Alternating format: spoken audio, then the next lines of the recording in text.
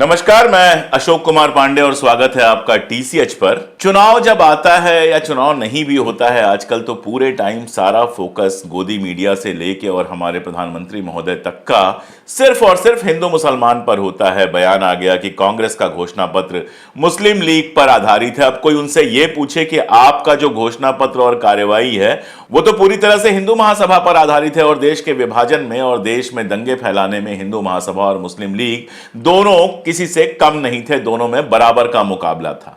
खैर, मुस्लिम वोटों को लेकर राजनीति बहुत पुरानी है और अब थोड़ी और बढ़ गई है। ओवैसी के अपने दावे हैं, अखिलेश के अपने दावे हैं, कांग्रेस के अपने दावे हैं, सबके दावे हैं और इस बीच में है लगातार आ रहे जहरीले बयान। शेखर गुप्ता ने अपने यहां का एक आर्टिकल शेयर किया, द प्रिंट वाले शेखर गुप्ता ने, जो बताता है, जो कहता है कि मुसलमानों को मुख्तार अंसारी जैसे लोगों को अपना नेता नहीं चुनना चाहिए। लेकिन कोई ये नहीं के पूछता है, कोई ये नहीं बताता है कि हिंदुओं को ब्रजभूषण शरण सिंह, हरिशंकर तिवारी अब तो बेचारे रहे नहीं, या वीरेंद्र शाही, या फिर आगे बढ़ते जाइए आंध्र प्रदेश वाले, अब तेलंगाना में आ गया है डी राजा सिंह, प्रज्ञा ठाकुर, गिनते जाइए, जितने गिन सकते हैं उतने गिन लीजिए।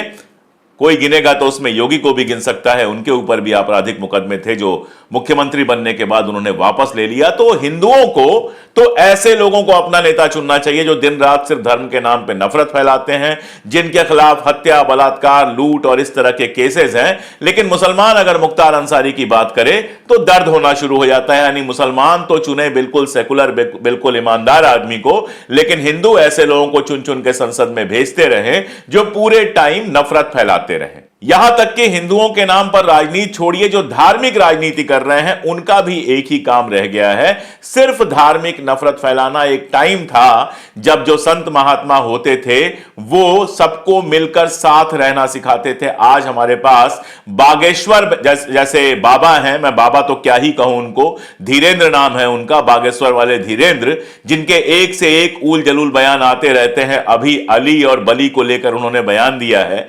इस तरह के लोगों को रोकने की बात कोई नहीं करता। जिस तरह का माहौल है देश में, एक मुसलमान के लिए खुल के बोलना मुश्किल है, एक मुसलमान के लिए चैन से अपना धंधा करना मुश्किल है। कभी बुलडोजर चल जाएगा, कभी उठा के जेल में डाल दिया जाएगा और बरसों बरस जमानत नहीं होगी। उमर खालिद जैसों का तो नाम ही क्या लेना, ऐसा लगता है कि कोर्ट उनको भूल गया है, कोर्ट के पास टाइम ही नहीं है उनके ऊपर बयान देने का। ऐसे में एक सवाल उठता है कि आखिर मुस्लिम मतदाता करे क्या, आखिर मुस्लिम मतदाता वोट किसे दे, आखिर मुस्लिम मतदाता का भविष्य क्या है। इस देश के एक बड़े हिस्से के रूप में मुसलमानों का मुस्तकबिल क्या है, उनके फराइज क्या हैं और वो किस तरह से वोट देते हैं। इकबाल ने इस बार बहुत डिटेल में उसको समझाने की, समझने की, आपसे बात करने की कोशिश की है। ये पूरा वीडियो देखिए और आपको जो लगता है कमेंट्स में जरूर बताइए, क्योंकि हम कमेंट्स पढ़ते हैं, उनसे समझते हैं और जानना चाहते हैं कि आप क्या सोचते हैं।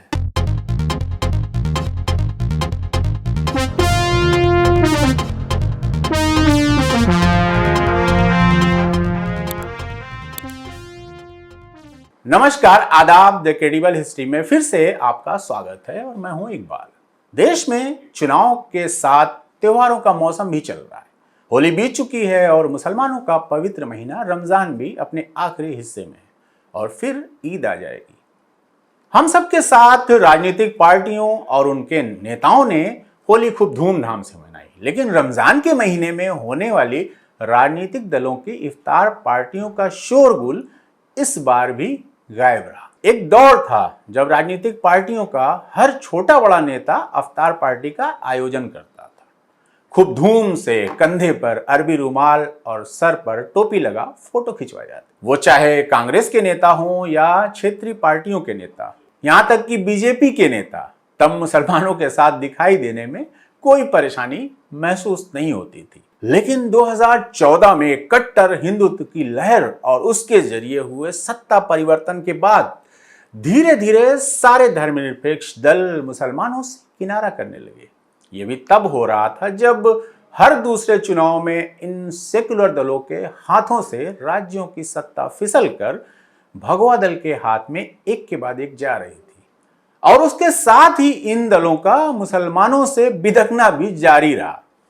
वो चाहे कांग्रेस हो, समाजवादी पार्टी हो, बहुजन समाज पार्टी हो या कोई भी पार्टी हो। इनको लगने लगा कि अगर खुलकर मुसलमानों के साथ होते जुल्म की बात करेंगे तो इनके साथ खड़े दिखाई देने वाले वो कट्टर हिंदू नाराज हो जाएंगे और इन्हें वोट नहीं करेंगे। अवतार पार्टी का जिक्र मैंने सिर्फ एक मिसाल के तौर पर किया है, हालांकि वहां भी मोहब्बत कम दिखावा ज्यादा होता था, सारी सियासत होती थी।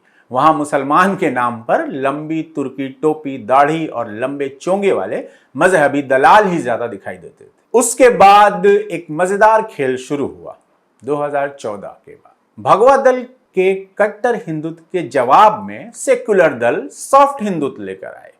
राहुल गांधी, प्रियंका गांधी, अखिलेश और तमाम धर्म की राजनीति नहीं करने का दावा करने वाले हर चुनाव के दौरान मंदिर मंदिर घूमने लगे, जनेऊ दिखाने लगे, लेकिन इसका कोई फायदा इन नेताओं को चुनाव में नहीं मिला। Stand up comedian Varun Grover ने एक बहुत ही मजेदार बात अपने शो में कही थी। उसने कहा कि विपक्षी दल माथे पर चंदन लगाकर उसका मुकाबला करने निकले हैं जिसके पूरे शरीर पर भभूत मली हुई है। जब देश में मुसलमानों से नफरत की घुट्टी पिलाकर जाम्बियों की फौज तैयार की गई है, तब विपक्ष का सॉफ्ट हिंदुत्व तो फेल होना ही था। लेकिन इसके बाद भी इन सेकुलर दलों को अक्ल नहीं आ रही। मुसलमानों से अछूत का बर्ताव मुसलसल आज भी जारी है। 2014 के बाद से लगातार मुसलमानों की तादाद संसद में घटते हुए न्यूनतम स्तर पर पहुंच गई है। हम आपको कहानी आजादी के तुरंत बाद से सुनाते हैं। सन 47 में जब पहली सरकार बनी तो उसके मंत्रिमंडल में 2 मुसलमान मंत्री थे, शिक्षा मंत्री मौलाना अबुल कलाम आजाद और रफी अहमद किदवई। खैर वो बंटवारे के फौरन बाद का दौर था तो उसकी कहानी छोड़ देते। तो आजादी के बाद संसदीय इतिहास को देखें तो पता चलता है कि मुसलमानों का संसद में कितना प्रतिनिधित्व रहा। साल 1952 में हुए पहले आम चुनाव में 11 मुस्लिम सांसद लोकसभा पहुंचे। साल 1957 में यह संख्या बढ़कर 19 हुई। 1962 के लोकसभा चुनाव में 20 मुस्लिम सांसद पहुंचे। 67 में यह आंकड़ा थोड़ा बढ़ा, 25 मुस्लिम सांसद चुनाव जीतकर संसद में पहुंच गए। 1971 में 28 और सबसे ज्यादा मुस्लिम सांसद 1980 में पहुंचे थे, जिनकी संख्या 49 थी। 1984 में संख्या थोड़ी नीचे आई और 42 मुस्लिम सांसद चुने गए। ये लोकसभा कार्यकाल संसद में मुस्लिम हिस्सेदारी का स्वर्णकाल था।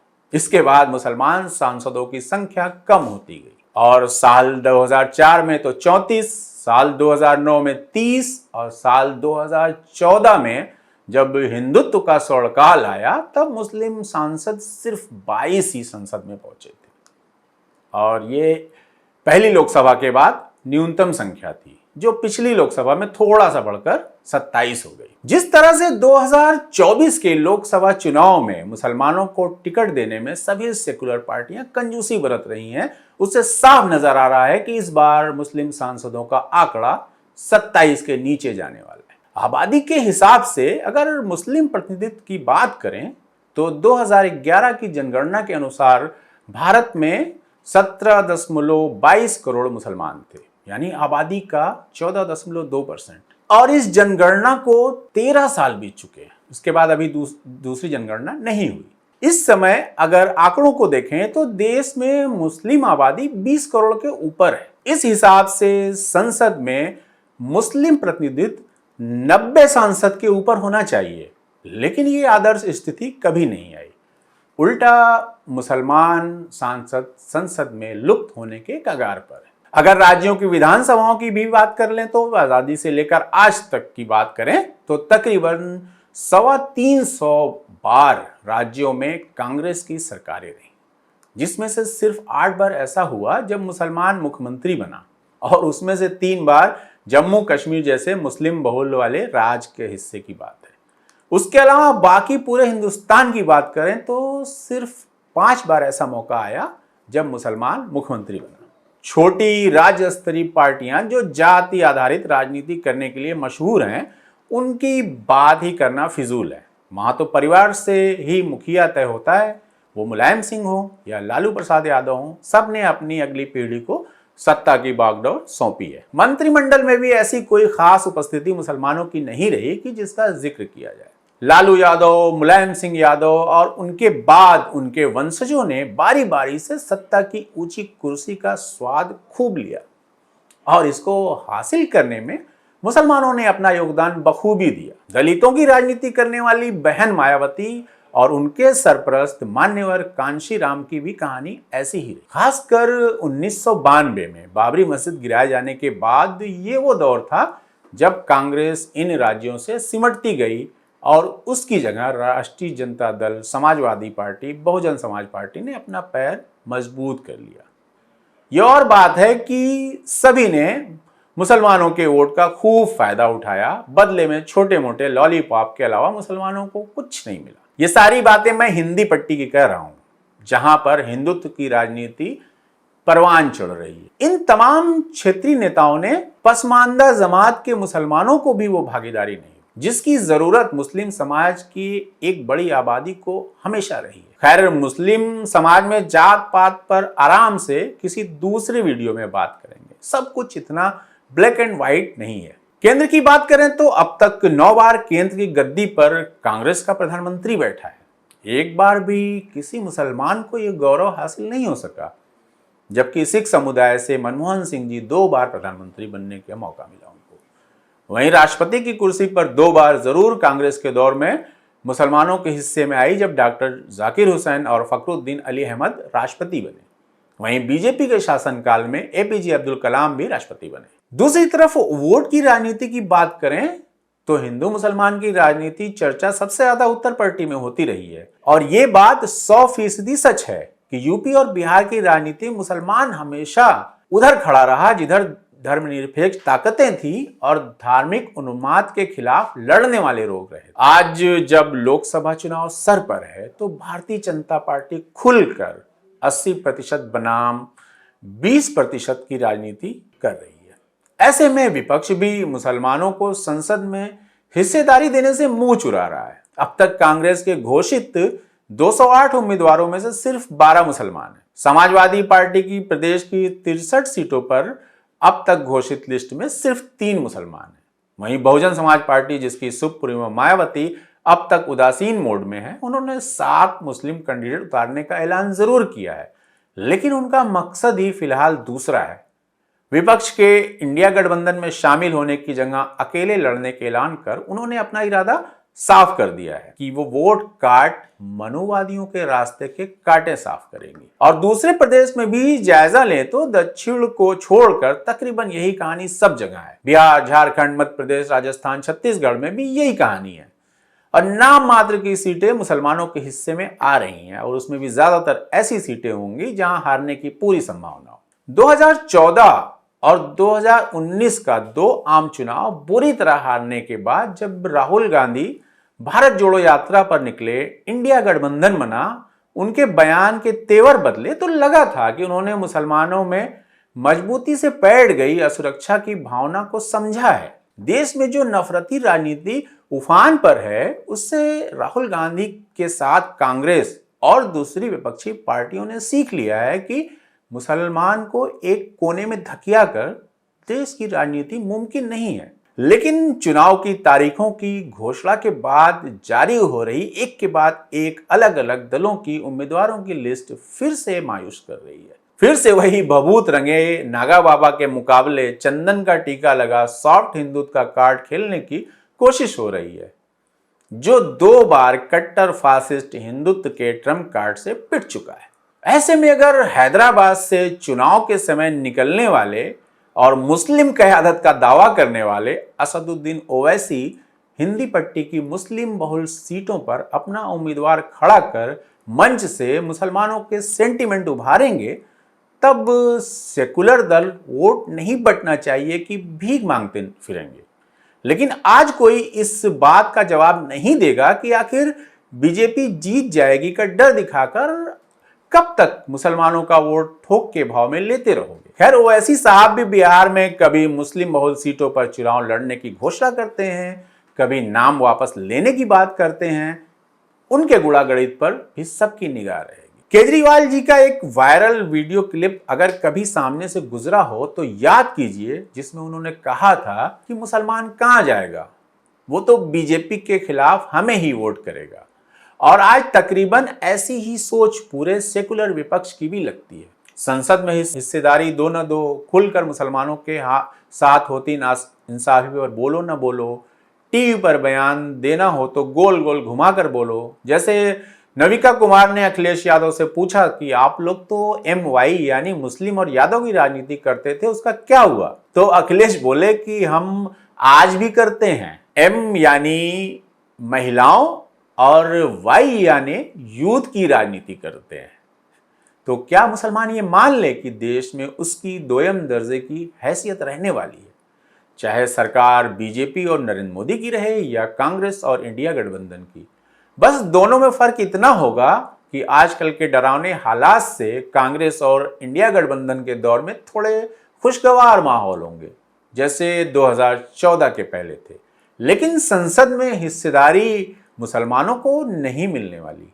हाँ, उनके हक की बात करने के लिए बहुसंख्यक उदारवादियों की ओर आशा भरी निगाहों से देखना जारी रहेगा। यह बात भी तय है कि चंदन की 3 रेखा माथे पर खींच पूरे बदन पर भभूत लपेटने वाले से अखाड़े में लड़ने उतरेंगे तो पटखनी खाना भी तय है, क्योंकि उसके दांव आपके दांव से ज्यादा सटीक है।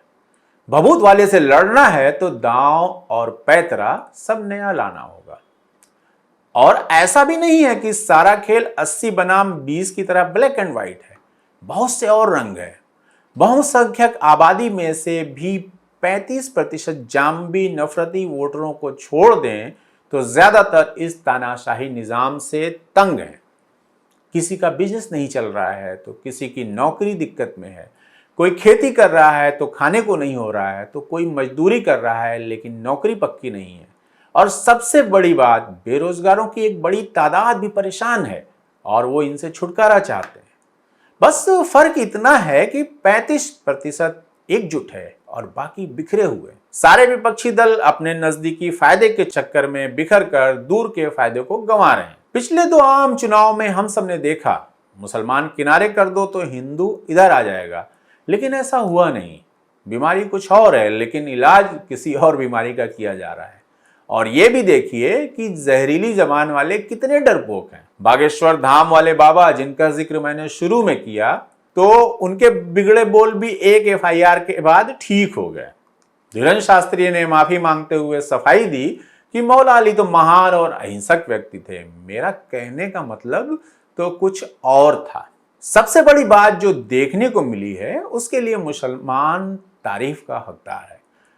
उसने भड़कना छोड़ दिया है। अयोध्या में राम मंदिर का महाउत्सव मना, मुसलमान खामोश रहा। महरौली में DDA के जरिए 600 साल पुरानी मस्जिद गिरा दी गई, तब भी मुसलमान खामोश रहा।